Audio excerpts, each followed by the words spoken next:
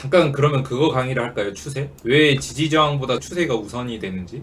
그 추세가 있고 지지 저항이 있는데 포지션에 따라서 지지 저항이 셀 수도 있는데 저는 좀 주식을 길게 보고 출발하는 자리를 좋아하기 때문에 저는 추세에다가 좀 더 힘을 실어주는 편이에요. 항상 어떤 강의를 하거나 어떤 걸 설명을 하거나. 그래서 제가 어떤 종목들을 볼 때 요즘 시장 있잖아요. 지금 보면은 오늘 기준 11월 1일 기준으로 했을 때 증시가 많이 빠지고 있습니다. 많이 떨어지고 있는데 지금 같은 시장에 종목들을 왜 자꾸 잘 체크하라고 하냐면은 오늘 반등 나왔던 HPSP 같은 종목들 있죠. 이런 종목들을 왜 계속 체크하라고 하냐면 이런 애들은 상방이었어요. 추세가 상승하는 주식이었는데 증시가 빠지면서 주가가 이 상승 추세를 이탈을 했고요. 여기 이탈한 지점에서 주가가 빼비작 줄다리기 하고 있어요. 그럼 여기서 얘가 줄다리기를 하다가 매수세가 위에 서서 올라왔다 이러면은 이 상방 추세를 그대로 이어갈 수 있는 거고, 얘가 만약에 여기서 추세가 무너진다 그러면은 얘뿐만 아니라 반도체 여러 개 종목들이 다 같이 이탈할 수 있다는 거예요. 왜냐면 얘만 그런 게 아니라 지금 삼성전자도 하락을 하고 있고 반도체 관련주들이 전부 다 요런 위치에 달랑달랑 달려 있거든요. 그렇다 보니까 요런 게 이제 하나 빠진다고 해서 얘만 빠지는 게 아니라 다 같이 이탈할 확률이 높아요. 근데 이제 이런 종목들을 왜 계속 보라고 하냐면은 아무리 우리나라 시장이라고 하더라도 추세가 어느 정도 상방으로 올라가고 하방으로 떨어지기 시작하잖아요. 그러면 기본 2년이에요. 이 추세가 마무리되기까지 기본 2년 정도는 이 추세가 꾸준하게 요 방향성으로 갈 가능성이 높아요. 올라가는 것도 2년 동안은 그래도 이렇게 급등이 나오진 않더라도 조금이라도 이런 식으로 올라갈 확률이 높다는 거예요. 떨어지는 것도 뭐 급락으로 세게 2년 동안 떨어진다는 게 아니라 떨어졌다가 반등 났다 떨어졌다 반등 났다 하면서 이렇게 밀리는 거예요. 근데 이제 최근에 제가 2022년도부터 해가지고 2023년도에 어떤 얘기를 많이 했냐면은 현재 주가는 밥그릇보다는 추세가 우상향인 종목을 봐야 된다 이런 얘기를 많이 했어요. 왜냐면은 밥그릇짜리가 지금 나올 수가 없는 형태고 우상향으로 올라가는 주가들이 계속해서 올려치는 그림이다 보니까 이런 애들이 많았어요. 그래서 올라가는 얘들을 투자하다 보면 자연스럽게 수익이 났던 구조인데 그 시장의 끝에 있는 거죠. 그래서 그 종목들이 어떻게 보면은 거의 2년 동안 올라가고 있던 이런 주가들이 떨어지는 자리예요. 어떻게 보면 증시가 지금 이탈하면서. 근데 여기서 방어가 된다는 거죠. 이런 모습들이 계속 보여지고 있는 거예요. 그래서 저도 지금 현재 증시가 완전히 여기서 이탈을 할 거니까 조심하세요 라기보다는 증시가 떨어질 때는 조금 조심은 하되 만약에 반등이 나오거나 내가 만약에 투자할 종목이 있다면 그거를 가릴 필요는 없다 이런 얘기를 하는 게 여기서 안 빠져요. 주가가 요즘 보면은 증시가 계속 위태롭고 위험하고 한 건 맞는데 여기서 주가가 안 떨어지고 있어요. 그러면은 이런 추세가 약간 완만해질 수는 있지만 상승세를 유지를 하는 거거든요. 유지를 하면 오히려 이게 골파기로 작용을 하고 이거를 회복하는 순간 주가가 빵 하고 올라갈 수 있는 거예요. 이런 힘이 생겨요. 요랬던 자리가 과거에 삼성전자에서도 나왔죠. 요런 위치죠. 2020년도 근데 이때 이제 코로나 때문에 떨어지긴 했는데 요러는 거예요. 이렇게 이제 주가가 이렇게 우상향으로 꾸준하게 가다가 여기서 갑자기 추세를 강하게 이탈을 해요. 요 자리가 되게 중요한 건데 여기를 주가가 한 번 더 이탈을 하면은 대칭으로 떨어집니다. 이게 그럼 주가가 여기서 만약에 빠진다고 가정한다면 대략 3만원까지 이탈한다고 보셔야 돼요. 엄청 세게 떨어질 수 있어요. 근데 그게 아니라 어찌됐든 요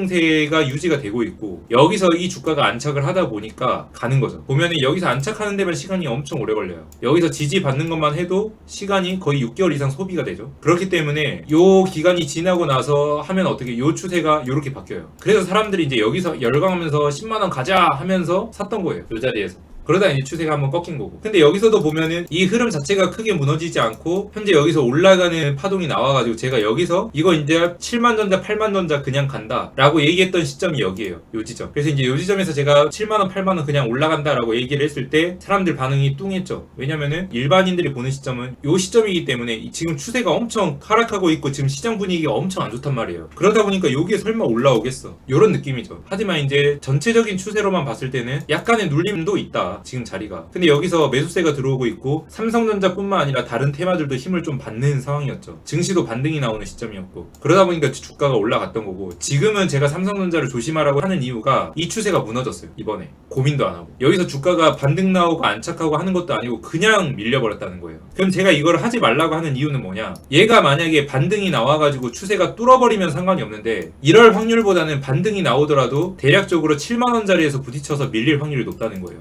지금 현재 방향성만 보면은. 그러면은 내가 55,000원에서 들어가가지고 7만원대까지 먹는다는 가정하에 퍼센테이지가 얼마 나오냐? 20% 나옵니다. 20%. 그러면 이 20%를 위해서 지금 주가가 여기 떨어지는 자리에서 요거에 대한 리스크를 안고 투자하는 게 맞냐를 따져봤을 때 이 20% 때문에 들어갈 필요가 없다는 거죠. 삼성전자라는 회사가 안 좋다라는 게 아니라 삼성전자는 지금 들어가면 먹으면 20% 떨어지면 작살나요. 그 리스크를 질 필요가 없다는 거예요. 대신에 삼성전자 말고 다른 반도체 관련주들을 예시로 봤을 때 HP, SP 같은 이런 반도체들 보면은 똑같이 생겼죠. 이게 이제 제가 최근에 열혈팬 영상에 2주, 3주 전부터 먼저 올려드렸던 내용인데 지금 보면은 삼성전자 빼고 일반 반도체 관련주들을 보면은 지수 그림하고 비슷하게 생겼어요. 그래도 지금 보면은 얘네들이 떨어지고 있죠. 얘도 이제 코스닥 종목인데 코스닥은 오늘 힘이 없는데 얘는 또 올라왔어요. 여기서. 그러니까 여기를 이탈하면은 주가가 작살이 나는 자리인데 이 자리를 버틴다는 거예요. 주가들이. 알게 모르게 조금씩 버텨요. 왜냐면은 증시가 앞으로 크게 하락을 한다라고 한다면 이런 자리는 그냥 빠지는 자리거든요. 당연히 이탈이 나와도 이상하지 않는 자리인데 이런 자리들이 하나둘 버텨요. 얘만 그런 게 아니라 많은 종목들이 좀 버티는 상황이에요. 그러니까 이미 추세가 상방이었던 거 말고 하방으로 꽂혀있는 애들은 당연히 떨어지겠죠. 그런 종목들을 얘기하는 게 아니고 지금 현재 우상향으로 꾸준하게 올라갔던 이런 주가들이 추세가 이탈된 상황에서 여기만 이제 깨지면 완전히 하방 추세로 돌아서는 자리에서 계속해서 버티려는 힘들이 나오고 있다. 이제 물론 얘네들이 무조건적으로 상승할 수 있다라고 보는 건 아니고 버티고 있는 게 수상하다는 거죠. 증시가 이탈할 거면은 그냥 빠져도 되는 자리인데 밀어넣는 자리거든요. 근데 왜 이거를 꾸역꾸역 거래량 터트려 가면서 버텨줄까? 그러니까 그런 걸 봤을 때 혹시나 이런 종목들이 이런 식으로 우상향으로 올라오는지 한번 체크해 보셔라. 그러면은 우상향 중간에 골파기가 생기는 거기 때문에 이 골파기가 생기면은 주가가 더 잘 간다는 거는 배우셨죠? 이런 중간에 방향성이 어느 정도 나와 있는 구간이 있어서 이런 골파기가 하나 생기고 다시 가면은 되게 잘 가요. 주가가. 오히려 요거 때문에 요 방향성이 좀 더 상방으로 올라갈 수도 있어요. 추세 자체가 살아날 수도 있는 거기 때문에 그런 가능성을 좀 더 염두를 해두고 한 번 더 체크를 해두시면 좋다. 그래서 오늘 제가 얘기하는 추세와 지지의 순위를 매겼을 때 추세가 위에 있다라고 얘기하는 포인트는 방향성 자체가 위로 찍히면 얘가 떨어졌을 때 여기만 반등 나오면 이 추세가 연장이 되기 때문에 올라간다는 거죠. 떨어지는 것도 마찬가지예요. 하방 추세로 떨어지는 거는 떨어지는 압력이 있기 때문에 올라올 수 있겠지만 이 올라오더라도 얘네가 눌림에 실패하면 그대로 밀려버려요. 하방 추세가 유지가 돼요. 그럼 여기서 밀려버린 애들은 반등 나오기 힘들어요. 여기는 반등 나올 수 있는데 여기는 반등 나오기 힘들다는 소리예요. 그래서 얘가 이렇게 올라왔을 때 제가 항상 얘기하는 게 역배열의 첫 파동은 보내줘라. 이런 얘기를 많이 하죠. 그래서 역배열의 첫 파동이 나온 거는 보내줘라 라고 하는 이유 중 하나가 하방 압력이 강하기 때문에 이 한 파동 가지고는 이 하방 압력을 견딜 수가 없다는 거예요. 그렇게 생각을 하시면 돼요. 대신에 오랫동안 주가가 떨어지다 보니까 저평가로 진입을 하는 구간이라서 밑에서 주가가 튀어오르면 상한가를 그냥 갑니다. 왜냐면은 여기 대비 주가는 싸기 때문에 여기서 주가가 상승을 하면은 어떻게 되겠어요? 조금만 불을 붙여줘도 확 튀어오르겠죠. 그렇다 보니까 우리가 역배열에서 단타를 치고 하는 거예요. 왜냐면 저평가이기 때문에 주가가 싸니까. 여기서는 돈을 조금만 써도 주가가 빵 치고 올라가니까 그런 경우가 많죠. 그래서 이렇게 장대가 나올 때만 거래량이 터지는 경우가 많아요. 주가들을 잘 보시면 그런 경우가 많아서 여기서는 우리가 저평가다라고 한다면은 이 구간에서 우리가 매매를 하더라도 중장기로 무조건 들어가는 게 아니라 단타나 스윙 관점으로 종가 베팅 관점으로 체크해가지고 매매를 하거나 아니면 시초가 매매로 단기적인 매매가 들어가는 거죠. 그리고 추세가 어느 정도 상방으로 살아나는 시점이 되기 시작하면은 이때부터 스윙 중기 스윙 아니면은 뭐 중장기 이런 식으로 이제 포지션이 넘어가는 거예요. 그래서 저 같은 경우는 어느 정도 역배열이긴 하지만 주가가 떨어지고 나서 바닥을 확실하게 좀 멈추고 요 뒷부분을 좋아합니다. 그래서 여기서 올라오는 요 그림은 단기로만 접근을 해요. 항상. 그래서 제가 여기서 공개방에 보면은 이뚤구뚤이라고 명칭을 지어놨잖아요. 이평선 구름대가 돌파하는 구간을 체크하시면은 여기서 매매했던 거를 여기서도 매매하고 여기서도 매매를 하겠죠. 어떤 종목들은 여긴 줄 알고 들어갔더니 여기일 수도 있고 여긴 줄 알고 들어갔더니 여기일 수도 있는 거예요. 이 부분을 계속 건드리다 보면 주가가 급등이 나와요. 나올 수밖에 없어요. 이 자리는 무조건 급등이 나올 수밖에 없는 자리이기 때문에 여기서 농사 매매를 하고 분산 투자를 해서 내 경험치를 끌어올리면은 계속 상한가를 먹는 연습을 하게끔 만들어져요. 유도가 되는 거예요. 그렇게. 그래서 하다 보면은 여기는 상한가를 가네, 여기는 상한가를 안 가네, 이게 비교가 된단 말이에요. 내 매매에서. 그러면은 내가 들어간 자리이기 때문에 상한가 간 종목과 상한가를 안 간 종목은 비교가 돼요. 그러면은 얘랑 다른 점이 눈에 띄어요. 처음에는 몰라도. 이게 계속 마주치다 보면은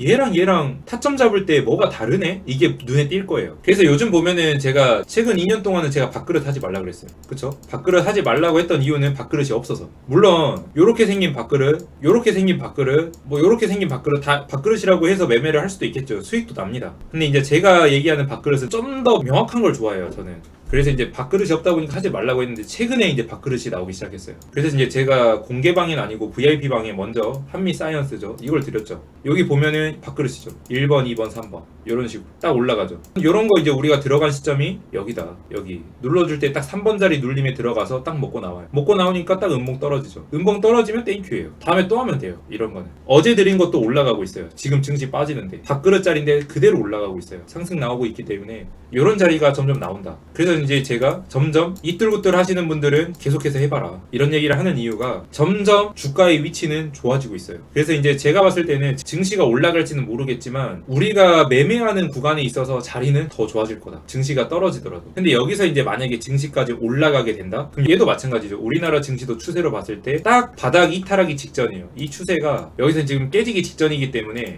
이 자리가 만약에 깨져버리면 대칭이에요. 거의 500포인트까지 빠진다고 보셔야 돼요. 정말 세게 빠질 수 있다는 거예요. 평균적으로는 600포인트인데 여기서 이제 가속도가 붙어버리면 500포인트까지 순식간에 확 밀릴 수도 있다는 거. 그럼 여기서 만약에 주식을 들고 있으면 다 밀립니다. 이 구간에서. 근데 이제 만약에 이런 포인트가 안 나오고 여기서 이게 추세가 다시 올라온다? 그러면 이 상방 추세가 유지가 돼요. 어찌됐든. 그러면은 요 매물이 매집으로 변하죠. 올라오게 되면. 그럼 이제 요 포인트에서는 한 번 더 상방 그림으로 체크해 볼 수 있다는 거예요. 이런 식으로. 왜냐면 이런 언덕형 그림을 그려봤을 때 지금 나올 때 됐어요. 한번. 그리고 이제 사람들이 많이 착각하시는 게 뭐냐면은 상승장이 오면 다 돈을 번다고 생각을 하거든요. 근데 상승장에 내가 우리나라 주식이 상방으로 갈 수 있다는 포인트를 제대로 알고 접근한 상태에서 상승장을 만나야 수익이 납니다. 그래서 이제 여기서 지금 추세가 무너지면 안 되기 때문에 현재 자리에서는 많은 종목들이 저점을 이탈하지 않는 관점에서는 추세가 상방으로 올라가고 있는지 그거를 한 번 더 생각을 해보시고 상방으로 올라가고 있는데 추세가 약간 무너진 자리에서 버티고 있다라고 한다면 그런 종목들이 올라온지를 보세요. 올라오면은 다 타점이에요.